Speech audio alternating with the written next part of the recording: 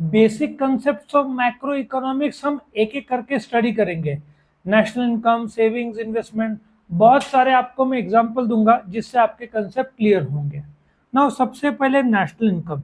Now ये 12th में पूरा एक चैप्टर है, यहाँ पे आपको सिर्फ कंसेप्ट जानना है। तो नेशनल इनकम मतलब देश का इनकम।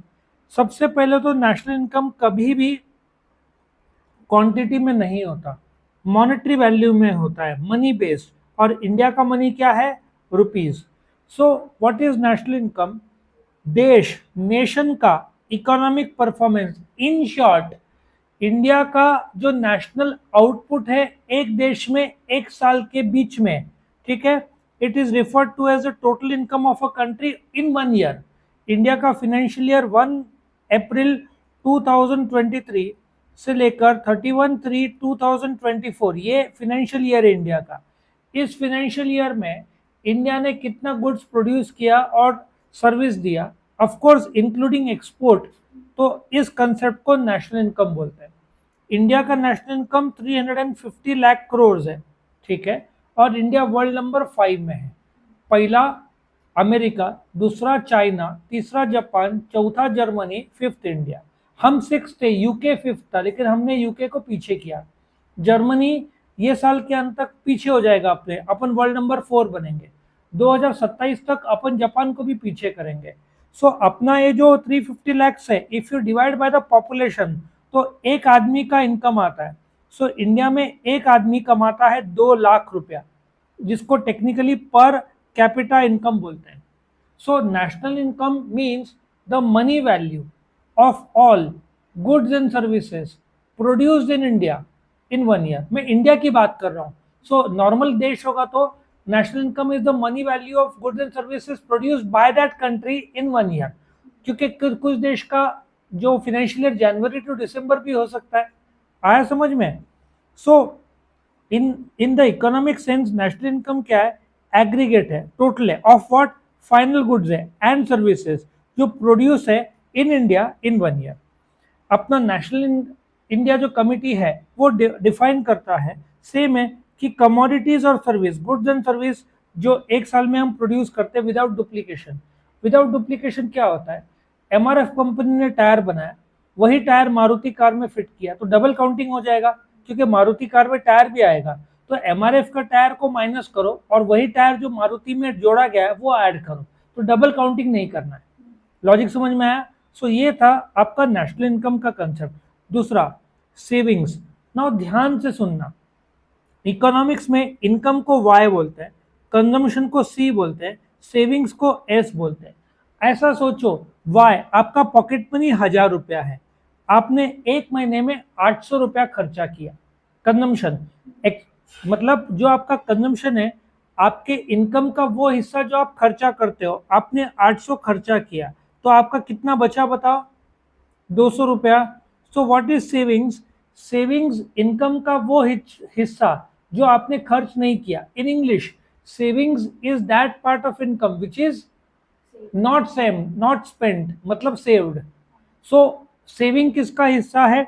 इनकम का हिस्सा है। कंजम्पशन किसका हिस्सा है? इनकम का हिस्सा है। सो आपका जो पॉकेट मनी 1000 यदि मैं इनकम मानता हूं, उसमें कंजम्पशन 800 है, सेविंग्स 200 है, तो ये कंजम्पशन प्लस सेविंग हुआ आपका income. So what is saving? Income का वो हिस्सा जो आप बचाते हो, जो आप खर्चा नहीं करते हो, जो आप भविष्य में कंजम्पशन करोगे या उस 200 रुपए का इन्वेस्टमेंट करोगे। So in short, saving is that part of income which is not spent. अच्छा, आपका कंजम्पशन बढ़ेगा तो सेविंग्स क्या होगा? कम होगा। आपका खर्चा कम होगा तो आपका सेविंग्स ज्यादा रहेगा। और दोनों कंजम्पशन और सेविंग्स किसका हिस्सा है? इनकम का हिस्सा है। आपका सेविंग्स पूरा डिपेंड करता है आपके इनकम में। आपका इनकम ही नहीं है तो आपका सेविंग्स भी नहीं होगा। क्या लॉजिक समझ में आया? आगे बढ़ते हैं। इन्वेस्टमेंट। अभी जो आपका सेविंग्स 200 किया है, लोग इन्वेस्टमेंट को अक्सर इन्वेस्टमेंट इन शेयर्स, डिवेंचर्स, गोल्ड ये मानते हैं। ये फाइनेंशियल मैनेजमेंट या अकाउंटिंग के डेफिनेशन में वो बराबर है, आप इन्वेस्टमेंट को एसेट साइड में लेते हो, बट ये कंसेप्ट अलग है इकोनॉमिक्स का। इकोनॉमिक्स के इन्वेस्टमेंट को रियल इन्वेस्टमेंट बोलते हैं। What is real investment? जिसकी मदद से आपका आउटपुट आता है। For example, machinery, equipment, laptop ले लो, इसकी मदद से मैं आपको सेवा दे पा रहा हूँ, सर्विस दे पा रहा हूँ। प्रोजेक्टर ले लो या बेंच जिसमें बैठे हो। सो जिसकी मदद से सेवा दिया जाता है उसको इन्वेस्टमेंट बोलते हैं।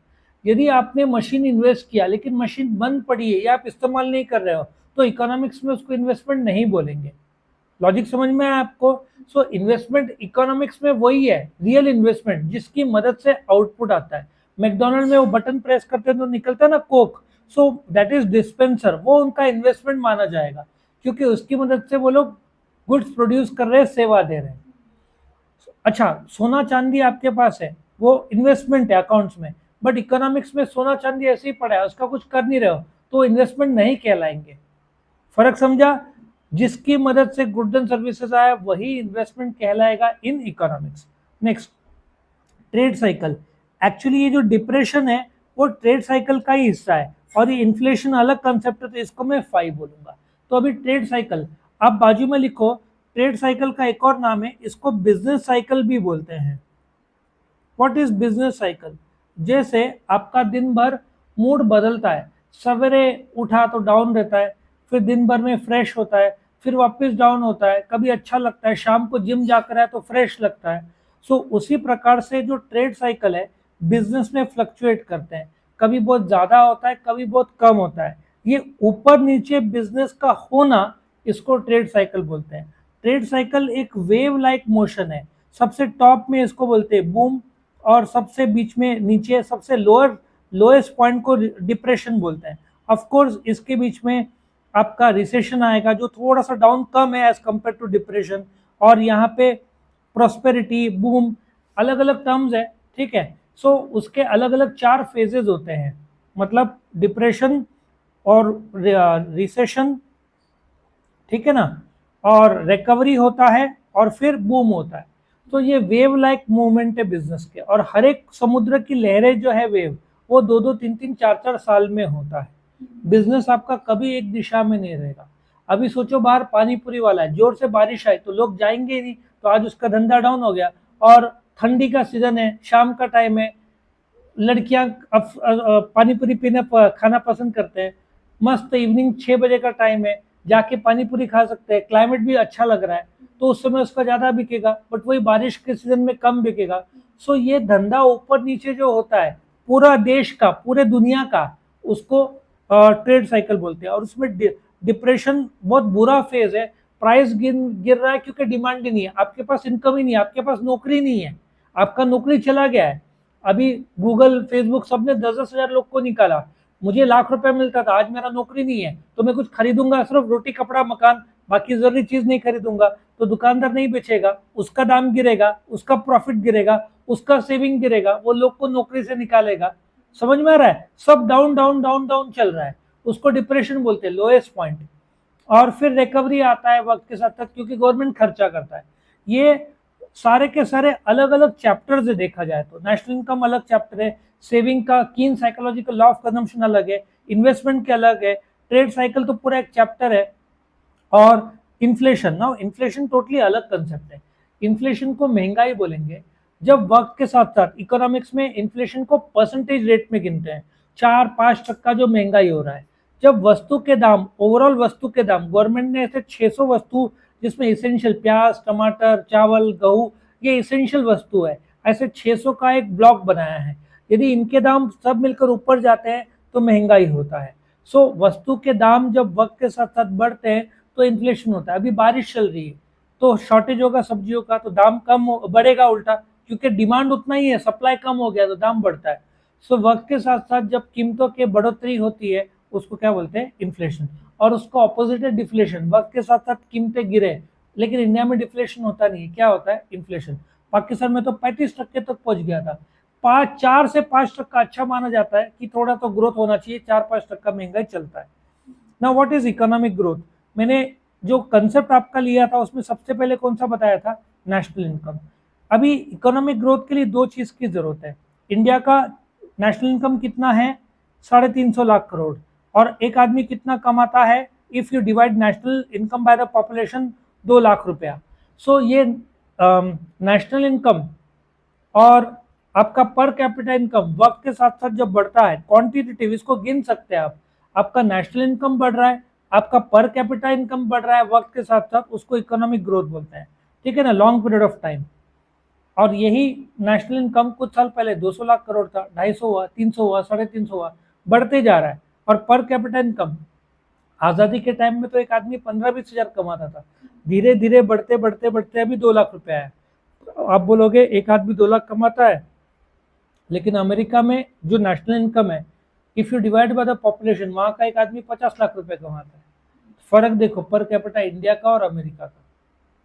और वैसे भी अपना नेशनल इनकम का करीबन 5 गुना अमेरिका का है। 20 अपना कितना है, 350, उनका 2000 लाख करोड़ है।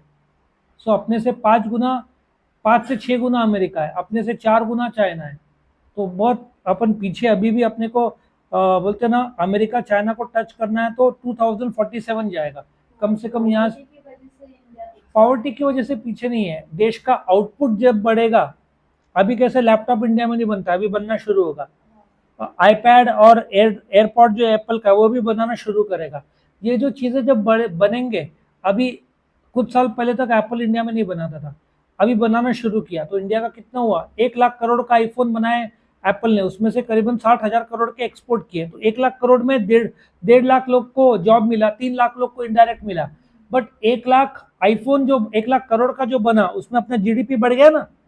ये लॉजिक है कि जब अपना आउटपुट बढ़ता है, वो अभी लैपटॉप बढ़ेगा, जो एयरपॉड्स है, ये सब लैपटॉप तो अपन बनाते नहीं है, सब थाईलैंड और ताइवान और चाइना का दबदबा है, अभी बनाना शुरू करने वाले हैं, सब धीरे धीरे एंटर हो रहा है।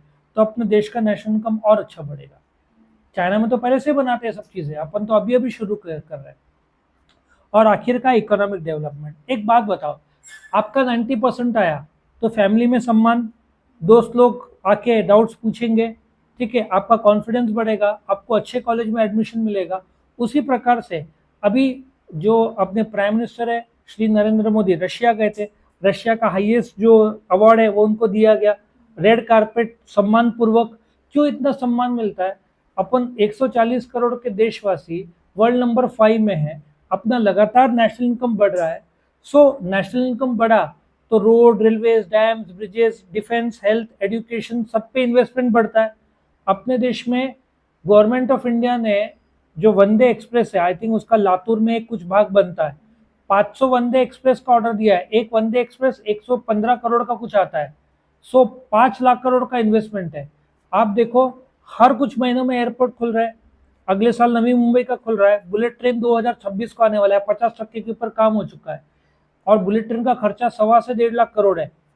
सो बोलने का तात्पर्य, जब नेशनल इनकम बढ़ता है तो डॉक्टर्स बढ़ते हैं, मेडिकल इंस्टीट्यूशन बढ़ते हैं, डिफेंस में खर्चा बढ़ता है, रेलवेज डेवलप होता है, पोर्ट्स, एयरपोर्ट्स सब बढ़ते हैं। अच्छा, जो शिप बिल्डिंग है, अपना वर्ल्ड में जो शिप बिल्डिंग में अपन वर्ल्ड नंबर 10 थे, सिर्फ 0.05% अपन वर्ल्ड के शिप बिल्डिंग में कंट्रीब्यूट करते हैं। जो अडानी का आई थिंक मुंड्रा पोर्ट या कौन सा पोर्ट है, वहां पे अडानी ने डिसाइड किया कि हम अभी शिप इंडिया में बड़े बड़े शिप्स बनाएंगे, तो नेशनल इनकम बढ़ेगा ना। सो ये क्यों हो रहा है? क्योंकि देश का इनकम बढ़ रहा है, अडानी का बढ़ रहा है तो देश का भी बढ़ रहा है, मेहनत वो भी कर रहे हैं। सो अभी डिकैथलॉन सुना है, स्पोर्ट्स, उसको कंपटीशन में मुकेश अंबानी एक लेकर आ रहे हैं, 6 महीने 1 साल में आ जाएगा। डिकैथलॉन को कोई तो कम्पीट करेगा, बहुत अच्छा टर्नओवर दे रहा है वो, 2-3 हजार करोड़ टर्नओवर दे रहा है। सो इकोनॉमिक डेवलपमेंट मतलब आपका इनकम बढ़ा तो आपका मूवी देखना, पिज्जा खाना, बर्गर खाना, ट्रैवल करना, रिचार्ज करना, सब में बढ़ोतरी होएगा, ड्रेस से लेकर सब, आपका जिंदगी बदल जाएगा। तो इसको इकोनॉमिक डेवलपमेंट बोलते हैं। लेकिन पहले इकोनॉमिक ग्रोथ होगा और फिर इकोनॉमिक डेवलपमेंट होगा। कंसेप्ट समझ में आया? तो ये आपके 6 कंसेप्ट थे। आपको वीडियो पसंद है तो लाइक करना, फ्रेंड्स के साथ शेयर करना, चैनल को जरूर से सब्सक्राइब करना ताकि आपको रेगुलर वीडियो अपडेट्स मिल सके। Thank you for watching.